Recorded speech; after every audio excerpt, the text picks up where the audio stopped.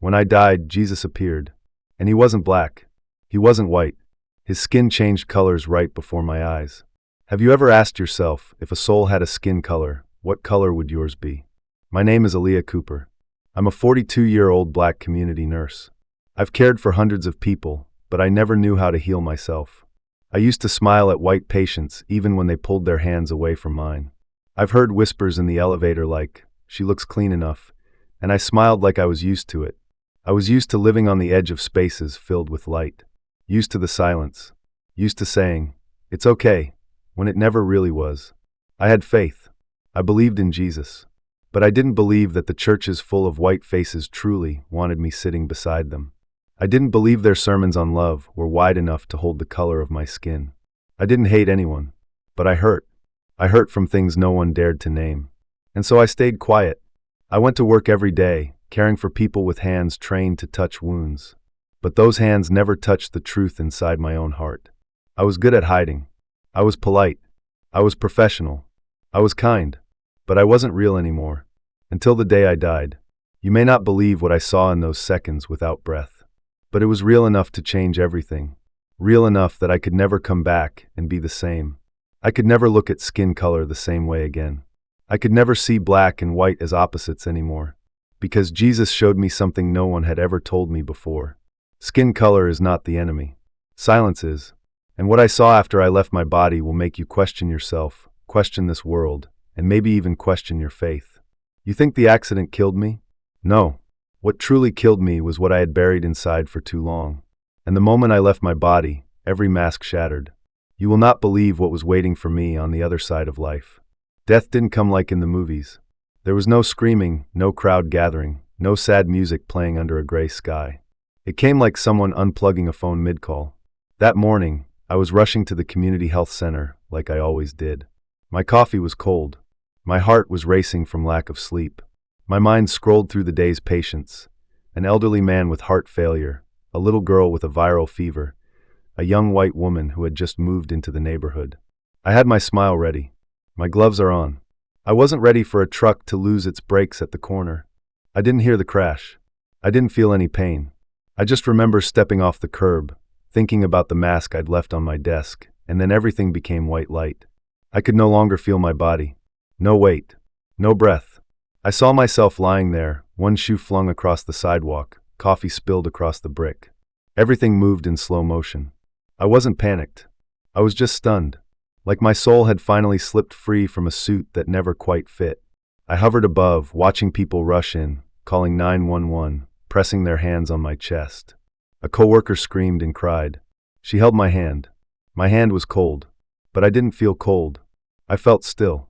A deep, thick stillness that made every thought in me fall silent. Then came the light. Not from the sky. Not from ahead.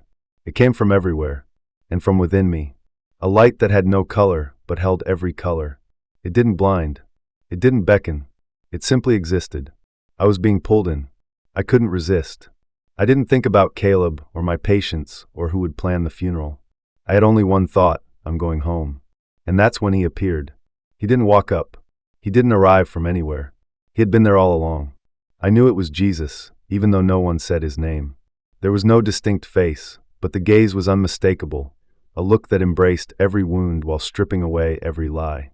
He wasn't white. He wasn't black. He didn't look like any picture I'd ever seen in a children's Bible or at the black church I grew up in. His skin shifted, from black to white, from white to golden, from golden to bronze, as if he was reflecting every skin tone that ever walked this earth. I wanted to ask why, but before I could speak, he spoke, without words. Aaliyah, you carry more questions than you realize, and now it's time for you to see the truth through the eyes of your soul. Do you think I was taken to heaven? No.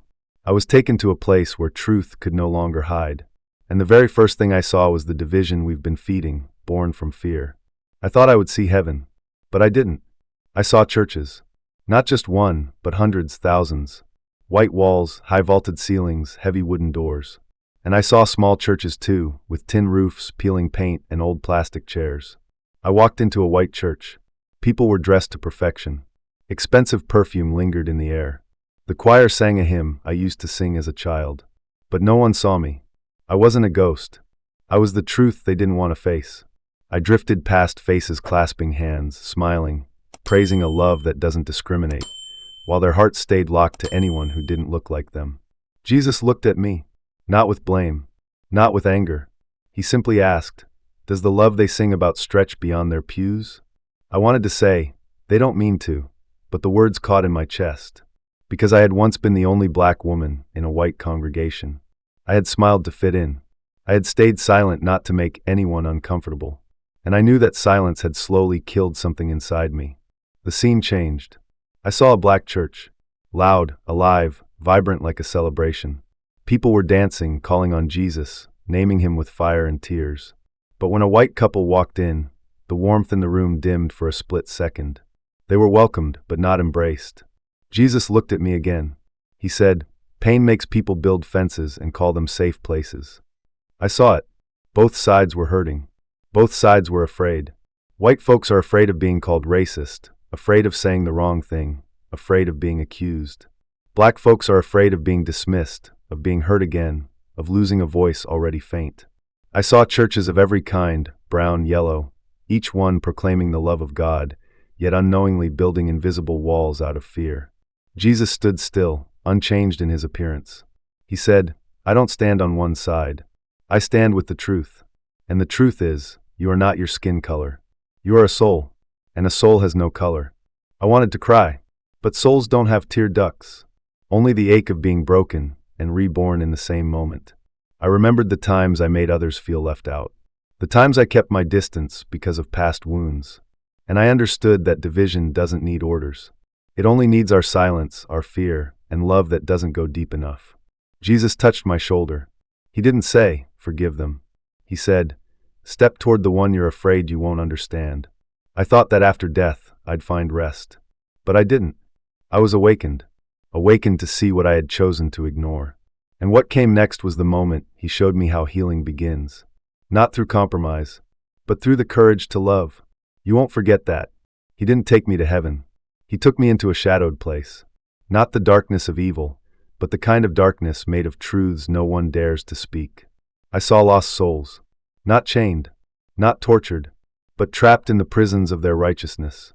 I saw a white woman on her knees, praying, weeping, saying she wasn't racist, that she loved everyone. But she never dared to speak to her black co-workers.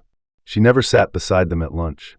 She never asked a question out of fear of saying the wrong thing. She was imprisoned by the need to explain herself. And her silence was as cold as a cell. I saw a black man full of rage. He shouted, "I don't need pity from white people." His eyes carried the weight of forgotten history, suppressed pain, and daily dismissal. But in his heart, I saw a child still waiting for someone to simply listen without judgment. Then I saw a biracial girl, teased by classmates for being not white enough to belong, not black enough to be accepted. She sat alone on the school steps, writing in her notebook, "Why didn't God make me more clear?" Jesus looked at each of them, not with judgment, not with sermons. He simply said, "Healing does not come from sameness. Healing comes from the courage to step toward difference without demanding it to look like you." He showed me the heart as a room. When we close the door to protect ourselves, we also shut out the light. And the light does not choose sides. It only shines where it is welcomed. I saw a church with no walls, no divided pews, no suspicious glances. The people there didn't agree on everything, but they chose to walk together, not because they were the same, but because they chose to love. He turned to me and asked, "If you only forgive when someone becomes like you, is that forgiveness or just a condition?" I couldn't answer, because I knew. I had only ever forgiven in my mind, never in my heart. I had said, "I'm not angry, just to appear noble." But deep down, I still waited for others to change first. Jesus said, "You don't need to change to love them. You need to love them so you can be free." I broke down when I heard those words. Not from guilt, but because for the first time I felt light. Free from expectations. Free from blame.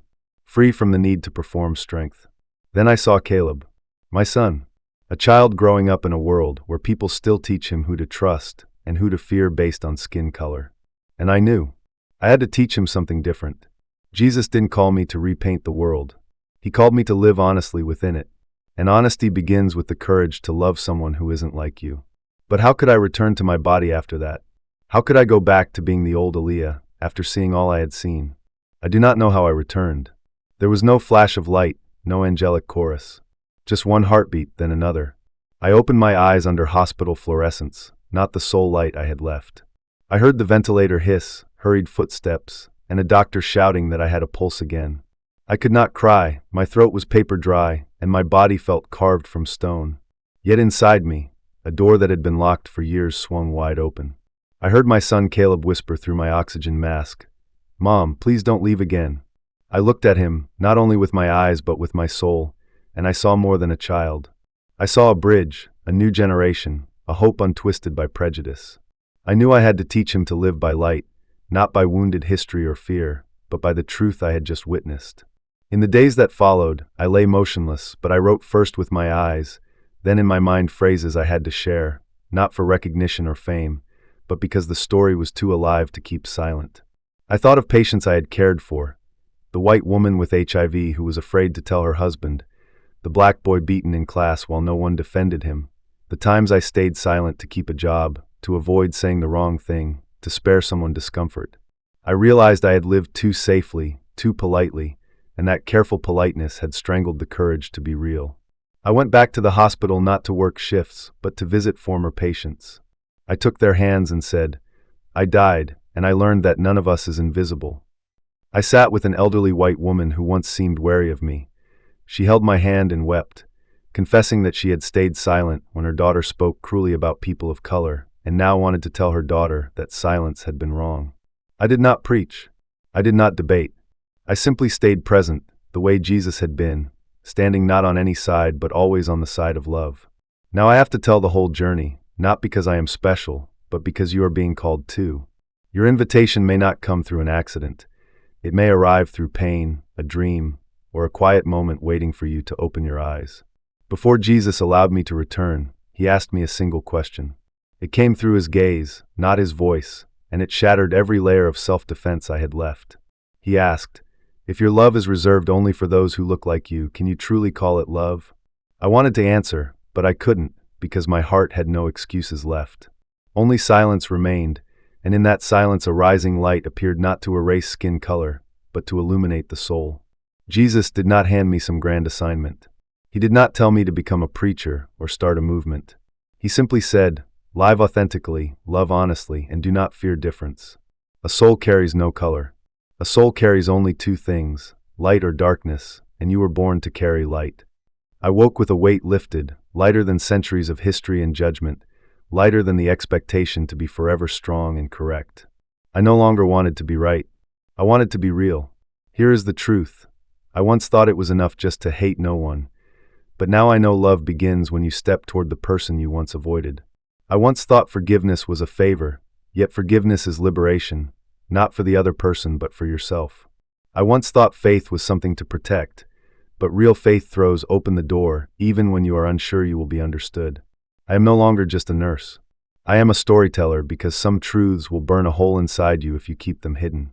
If you are still listening, if you have walked this whole journey with me, perhaps you are being called too, not by accident, but by a question you can no longer ignore. Which light does your soul belong to? And will you leave your comfort zone to love someone different from you without condition and fear? I died to see. Now I live to tell.